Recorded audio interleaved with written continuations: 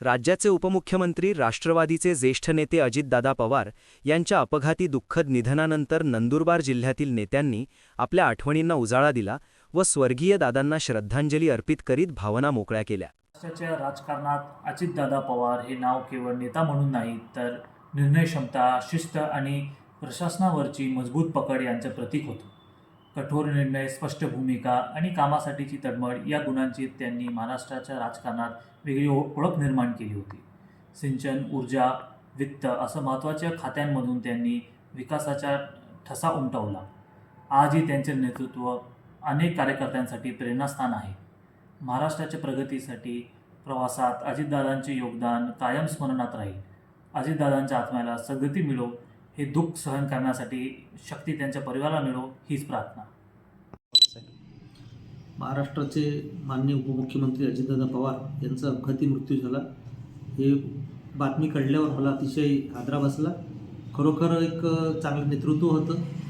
अजितदादा एक हजरजबाबी नेतृत्व होतं. सातत्याने त्यांनी उपमुख्यमंत्री पदावर जे काम केलं, मी सुद्धा त्यांच्या मंत्रिमंडळामध्ये त्यांच्यासोबत मंत्री म्हणून काम केलेलं आहे. एकदम हुशार नेतृत्व होतं, स्पष्ट वक्ता होतं. एखाद्या धोरणावर कधीही त्याचं विभाजन जर झालं असेल तर त्यांची भूमिका एकदम ठाम होती. आणि विशेषतः माझं तरी मत आहे की ते एकदम नॉन करप्टेड पर्सन होतं. आणि एकंदरीत त्यांचं जे हे होतं प्रोजेक्ट ओरिएंटेड काम, कोणतंही काम असेल तर ते कसं चांगलं होईल, क्वालिटी, त्याच्यावर त्यांचा पक्का जोर होता. आणि त्याच्यात ते स्वतः अभ्यासू नेतृत्व होतं. विशेषतः प्रशासनाबरोबरच व्यक्तिगत पण कार्यकर्त्यांकडे, आमच्यासारख्यांकडे सुद्धा लक्ष होतं. एखादी गोष्ट त्यांना खटकली, ती आमच्या वागणुकीची असेल किंवा एखाद्या विचाराच्या बाबतीत असेल, तर ते तात्काळ त्याला उत्तर देत होते किंवा त्याला स्पष्टपणे सूचना देत होते की बुवा हे असं करायला पाहिजे होतं. अशा प्रकारे त्यांच्याशी अनुभव चांगला आहे. चांगलं हुशार नेतृत्व होतं. आणि कोणतंही काम कसं चांगलं करता येईल क्वालिटेटिव्हली याचा त्यांनी पूर्ण प्रयत्न केलेला आहे. मला असं वाटतं एवढं एक विकासाभूमिक अशा पद्धतीचं सक्षम नेतृत्व, लोकांना घेऊन चालणारं, लोकांना उभं करणारं, हजारो लाखो नेतृत्व या राज्यात त्यांनी उभं केलेलं आहे. ते वेगवेगळ्या पक्षात असतील, पण निश्चितपणे ते नेतृत्व आज राज्याला नेतागिरी करतायत. आणि म्हणून अजितदादांचं योगदान महाराष्ट्रासाठी मोठं आहे. मी त्यांना भावपूर्ण श्रद्धांजली अर्पण करतो. आणि पुन्हा अजितदादा होणं शक्य नाही हे सुद्धा सांगू इच्छितो. राष्ट्रीय नेतृत्व हरपलं आहे, मोठं छत्रछाया गेलेली आहे, पक्ष पोरका झालेला आहे. काय सांगणार, कसं प्रतिक्रिया व्यक्त करणार?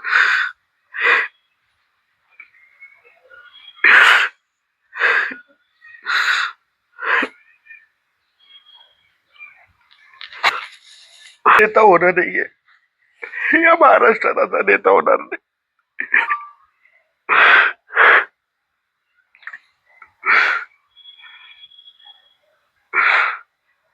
महाराष्ट्रामध्ये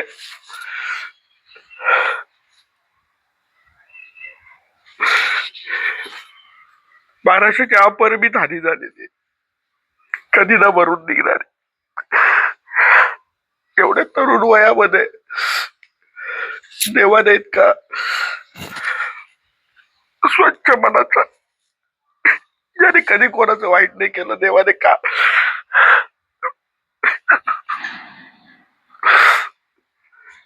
सगळ्यांना न्याय द्यायला,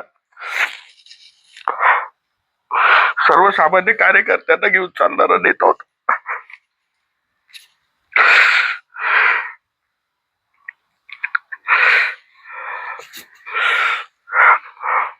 नंदुरबार जिल्ह्याच्या राजकारणात सर्वात मोठी उंच भरारी बळ देणारा नेता म्हणून आपण त्यांच्याकडे पाहत होतात.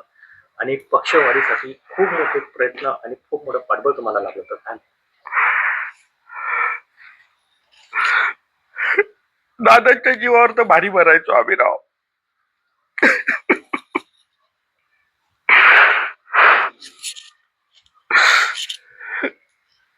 दादांनी नंदुरबार जिल्ह्याला खूप प्रेम होतं.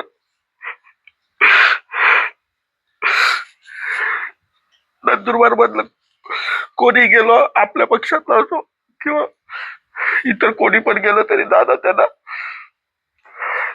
खूप प्रेमाने त्यांना अडचणी सोडवत होते. दादा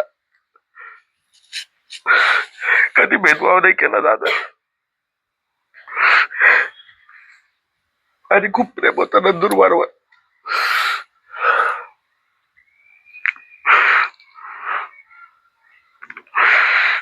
नंदुरबार जिल्ह्याच्या राजकारणाची तळागाळापासून रचना झालेली होती. काय काय दादा, राज्याचे उपमुख्यमंत्री अजितदादा यांचे निधन झालेले. आपण देखील त्यांचे मंत्रिमंडळात सहकारी होते. काय अनुभव आहे नेमका आणि काय वाटतं आपल्याला? एक तर काय झालं, आज सकाळमध्ये एक फोन आला, 7:15ला 10ला फोन आला. म्हटलं एवढ्या लवकर कसा फोन आला, काय झालं, काय झालं असं पहिले विचारलं. मला असं वाटलं की काही घटना घडली आणि बरोबर एक एक तासाने तर ही बातमी कळली की अरे अजितदादा गेले. पहिली तर बातमी अशी होती की लँड झालं, वाचले. ते बातमी नंतर कळली की अरे असं 6 लोकांचा मृत्यू झाला. अजितदादा त्याच्यात गेले हे जे वाक्य आहे हेच कहाणी तेव्हा ऐकायलाच कधी वाटतंय. अजितदादा सारखा उमदा नेता, या महाराष्ट्राचा नेता, आणि तो नेता भाजपमध्ये जाऊन सुद्धा शाहू फुलेंना विसरत नाही, बाबासाहेब आंबेडकरांना विसरत नाही किंवा त्या विचारसरणी सोडत नाही. हे या राज्यासाठी, देशासाठी खूप महत्वाचं आहे. भाजपबरोबर राहून सुद्धा विचारसरणी ठेवणं आणि त्याच्यावर कारभार करणं. मी तर त्याच्यावर काम केलेलं आहे. त्यांची कामाची पद्धत, माझा वाढदिवस असेल, काय असेल, कुठलंही काही घटना असेल तर सकाळी 6:30-7लाच फोन, दादांच्या बरोबर काम करणं, सकाळमध्ये काम करणं, सकाळमध्ये उठे या प्रकारची भावना. आणि नेमकं मला आज त्या फोनवरनं वाटलं की काहीतरी वाईट घटना घडलेली आहे आणि ती घटना आज घडली. त्याला निसर्ग काहीतरी कुठेतरी आपल्याला हे सांगतोय की काय, असं वाटलं मला.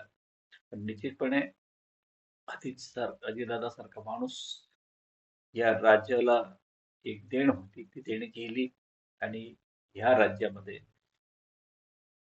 एक वेगळ्या प्रकारचं नेतृत्व, मोठे शरद पवार साहेब एक विचारसरणी असलेले आणि राजकारणात असलेले बुजुर्ग नेते आहेत. त्यांच्या फॅमिलीमधला एक उमदा माणूस आणि राज्याचा एक नेता हे आपल्यातनं निघून गेलाय.